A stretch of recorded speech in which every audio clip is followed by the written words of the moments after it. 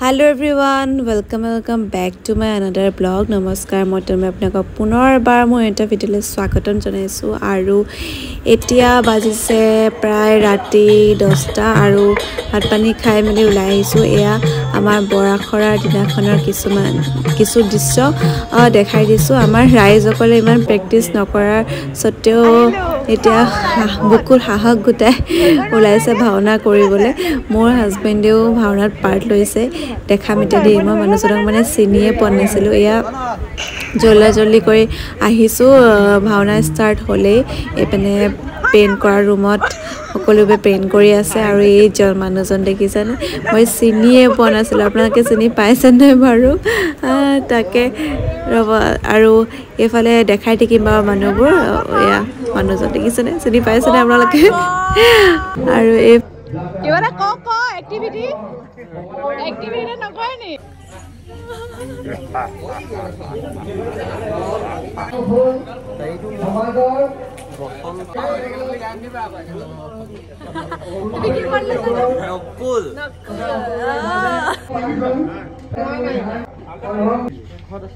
মানুহজনক ভাইটিহঁতক সকলোকে চাই আহিছোঁ কেনেকুৱা কষ্টিউম পিন্ধিছে তেখেতেও কেনেকৈ প্ৰিপেয়াৰ কৰিছে নিজকে আৰু এয়া নামঘৰ ভিতৰলৈ সোমাই আহিলোঁ এয়া জুলি মোৰ একদম কলেজৰ দিনৰে সখী তাইও আহিছে ভাওনা চাবলৈ আৰু মানে পাছফালে বৌহঁত বহি আছিলে এয়া আমাৰ ভাওনা ষ্টাৰ্ট হ'ব হৈছে আৰু তো দেখাই থাকিম বেছি কথা মই কৈ নাথাকোঁ আপোনালোকে চাই থাকিব এইফালে আমাৰ প্ৰথমতে সূত্ৰধাৰ ওলাইছে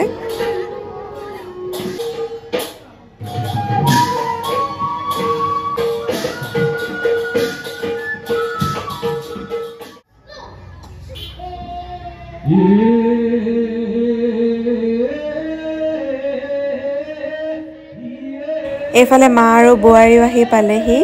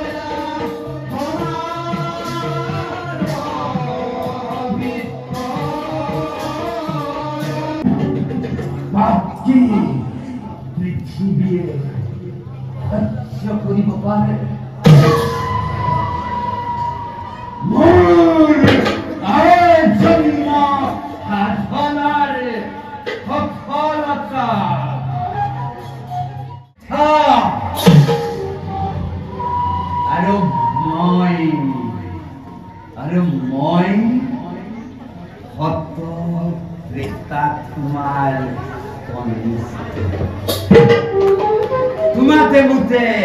ইমানে প্ৰভেদ ইমান আপোন তুমি মোৰ মৰমৰ ভাগিন আৰু মই তোমাৰ বুদ্ধিদাতা স্নেহৰ মাতৃ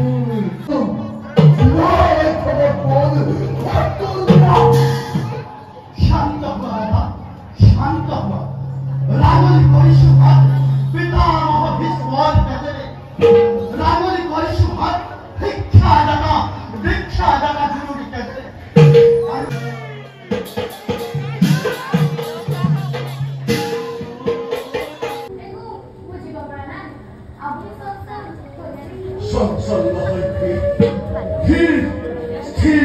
আজি মই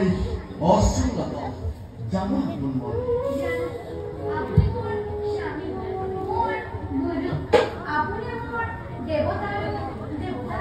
আৰু কি শুনা সুত উত্তম নেজানো পদ্মা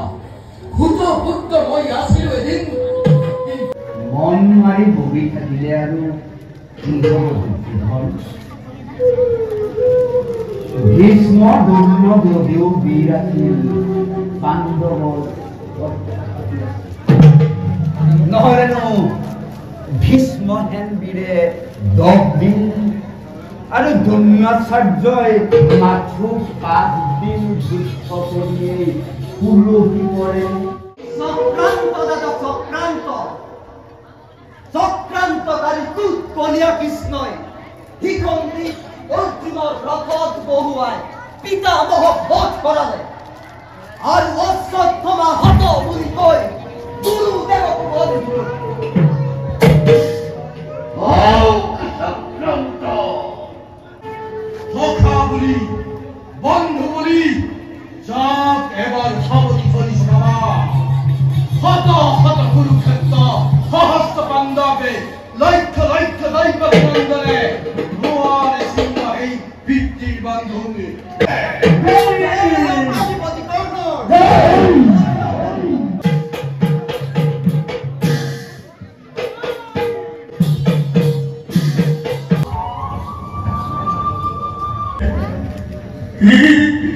মোৰ কথা নুশুনে নুশুনিলে গান্ধাৰী মোক কামলাই গুচি গল গান্ধাৰী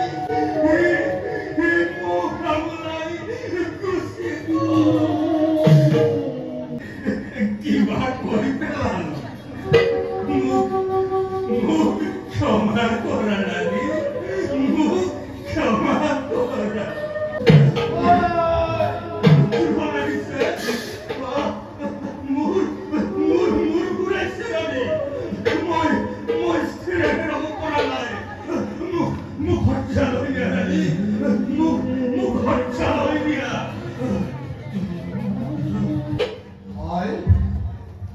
তুমি বলে মোক মাকে পঠাইছিলা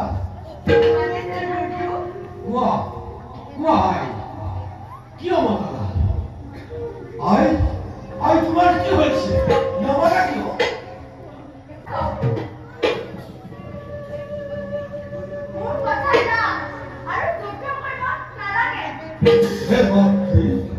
কিয় তুমি সেই একেটা কথাকে কৰি আছা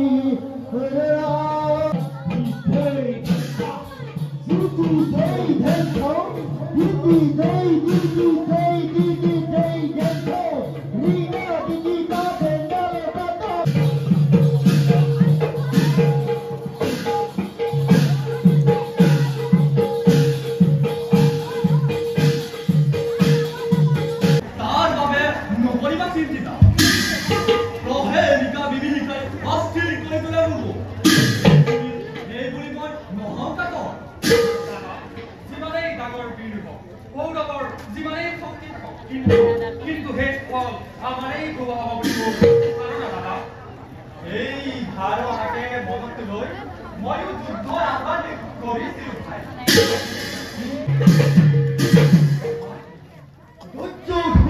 পৰম মিত্ৰ কৰ্ণ মহাবীৰে পাণ্ডৈ পলাই দাদা গুৰু ৰাজ হিচাপে ক্ষত্ৰিয় হিচাপে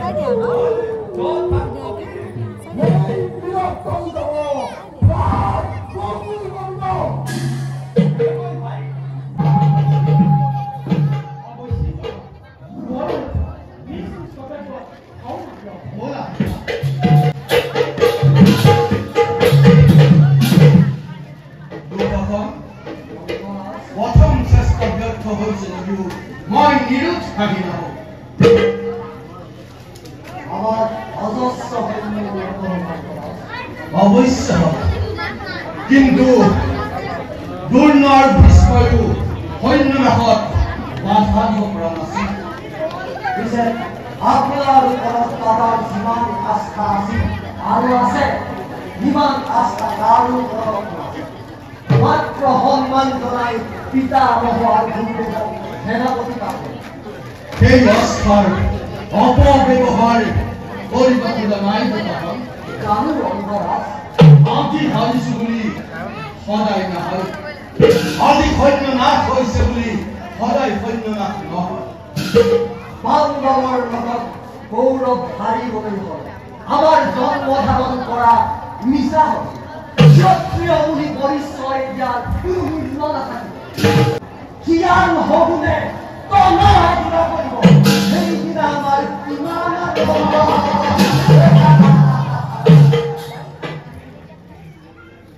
সেই শুভ দিনলৈ আৰু বেছি দিন অপেক্ষা কৰিব নালাগে।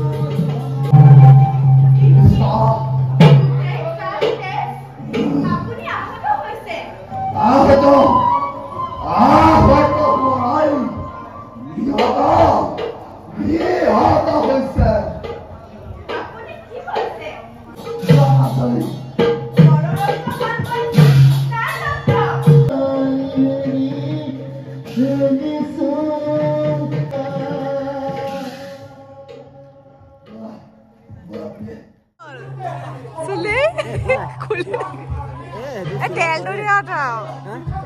ডিঙিটো দেখোন অৱস্থা নাইকিয়া হৈ গ'ল ধুনীয়া কটা